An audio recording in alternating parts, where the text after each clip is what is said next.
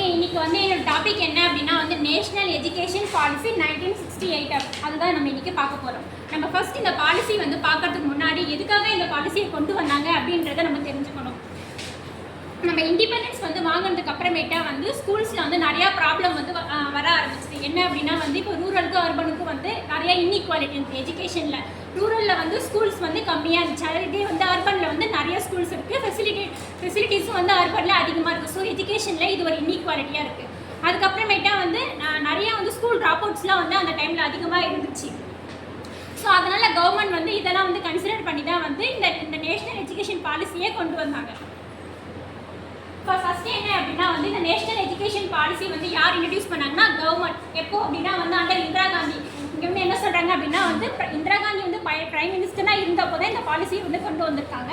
இது வந்து இந்த பாலிசி வந்து எதை வந்து பேஸ் பண்ணி வந்துச்சு அப்படின்னா வந்து கோத்தாரி கமிஷன் 1964 to 1966 இதை பேஸ் பண்ணி தான் இது வந்துச்சு. நெக்ஸ்ட்டு இதோட அப்ஜெக்டிவ் என்ன அப்படின்னா வந்து to promote national integration and unity among people. நம்ம எஜுகேஷன் மூலயமா எல்லாருக்குமே வந்து நம்ம எஜுகேஷன் வந்து கொடுக்கணும். இப்போ டிஃப்ரெண்ட் லாங்குவேஜ், ரீஜனு இந்த மாதிரி எல்லாருமே வந்து டிஃப்ரெண்ட்டாக இருக்காங்க. பட் எஜுகேஷன் வந்து எல்லாருக்கும் கொடுத்த அப்படின்னா எல்லாமே வந்து யுனைட்டி ஆகும் அப்படின்னு சொல்கிறாங்க. To ensure equal access to education for all sections of society. நம்ம எஜுகேஷனை இந்த சொசைட்டியில் இருக்க எல்லா பீப்புளுக்குமே கொடுக்கணும் அப்படின்னு சொல்கிறாங்க.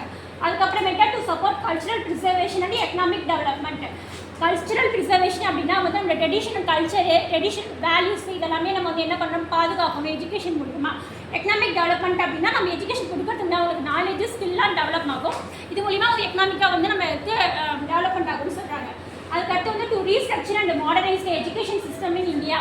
நம்ம எஜுகேஷனை வந்து இன்னுமே வந்து இம்ப்ரூவ் பண்ணணும், அப்டேட் பண்ணணும் அப்படின்றத சொல்கிறாங்க அப்ஜெக்டிவ்ல. லாஸ்ட் வந்து to develop education as tool for social transformation. நம்ம எஜுகேஷனை வந்து நம்ம ஒரு பாசிட்டிவ் சேஞ்சாக சொசைட்டியில் வந்து கொண்டு வரணும் அப்படின்னு சொல்கிறாங்க. என்ன அப்படின்னா வந்து பாவர்ட்டியை ரெடியூஸ் பண்ணுறது, இன்இக்வாலிட்டி சொசைட்டியில் இருக்குல்ல அது எல்லாமே குறைக்கணும் அப்படின்றத சொல்கிறாங்க. நெக்ஸ்ட்டு ஸோ இப்போ இந்த பாலிசியில் வந்து சம் ஏரியாஸ்லாம் ஃபோக்கஸ் பண்ணுறாங்க. அது என்னென்ன அப்படின்றத பார்க்கலாம். ஃபர்ஸ்ட் ஒன் என்ன அப்படின்னா வந்து கம்பல்சரி எஜுகேஷன். இந்த கம்பல்சரி எஜுகேஷன் வந்து அப் டு ஏஜ் 14 வரை நம்ம கட்டாயம் கொடுக்கணும் அப்படின்றத சொல்கிறாங்க. அதுக்கப்புறமேட்டு இந்த கம்பல்சரி எஜுகேஷன் என்ற ஐடியா வந்து நம்மளோட இந்தியன் கான்ஸ்டியூஷன் ஆர்டிகல் 45ல் டைரக்டிவ் பிரின்சிபல்ஸ் அதில் வருது. இந்த கம்பல்சரி எஜுகேஷனுக்கான எய்ம் என்ன அப்படின்னா வந்து யூனிவர்சல் எலிமெண்ட்ரி எஜுகேஷன். அதாவது ஒரு எல்லா குழந்தையுமே வந்து எலிமெண்ட்ரி எஜுகேஷன் வராது கம்ப்ளீட் பண்ணி இருக்கணும் அப்படின்றது வந்து உங்களுக்கு மெயின் எய்மாக இருக்குது. செகண்ட் ஒன் வந்து to reduce illiteracy and school dropouts. Illiteracy அப்படின்னா வந்து எழுத படிக்க தெரியாதவங்களாம் நம்ம குறைக்கணும். அதுக்கப்புறம் ஸ்கூல் ட்ராப் அவுட்ஸ்னால் ஸ்கூல் விட்டு போகிறதுமே வந்து தடுக்கிறதுக்காக இந்த எய்ம் வந்து இந்த பாலிசி வந்து கொண்டு வரப்பட்டது. Next teacher education. இந்த policy recognise teacher as the backbone of the education system. இங்கே என்ன சொல்கிறாங்கன்னா டீச்சர் தான் வந்து நம்ம எஜுகேஷன் சிஸ்டம்க்கான பேக்போனு அப்படின்னு சொல்கிறாங்க. அவங்க அது எதில் அது என்னென்ன சொல்கிறாங்கன்னா improvement in teacher training programs. Improvement in teacher training program. நம்ம டீச்சருக்கு வந்து நம்ம வந்து ட்ரைனிங் ப்ரோக்ராம்ஸ் வந்து கொடுக்கணும் அப்படின்னு சொல்கிறாங்க. Next enhancement of teacher qualification and standard.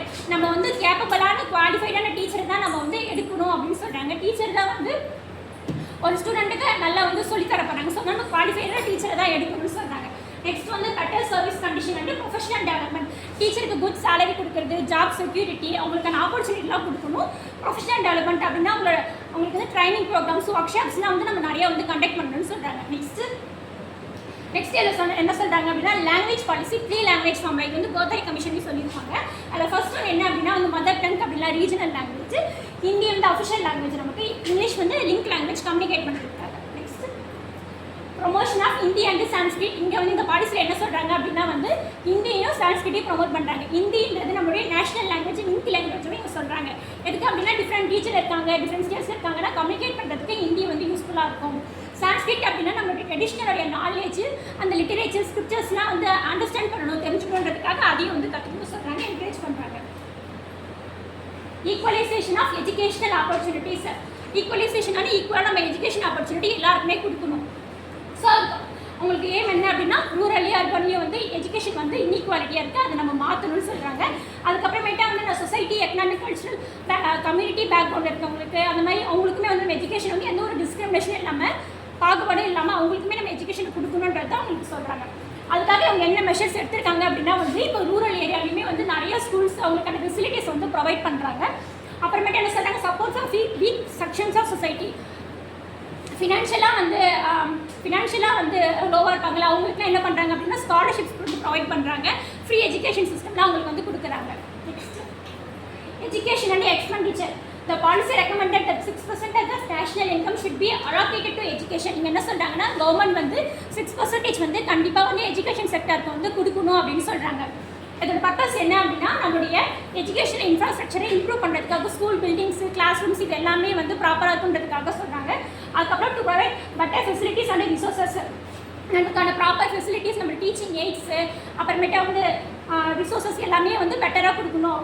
Next வந்து to enhance the quality of education, நம்ம எஜுகேஷன் வந்து நம்ம எஜுகேஷனோட குவாலிட்டியை வந்து மேம்படுத்தணும் அப்படின்றதுக்காகவும் இதை கொடுக்குறாங்க. Next education for disabled children. இவங்க என்ன சொல்கிறாங்க அப்படின்னா வந்து டிசேபிள்டு சில்ட்ரனே வந்து நார்மல் ஸ்கூலில் வந்து எல்லாரும் மாதிரியுமே வந்து ஈக்குவலாக ட்ரீட் பண்ணணும், எல்லாருமே வந்து படிக்க வைக்கணும் அப்படின்றத இவங்க சொல்கிறாங்க.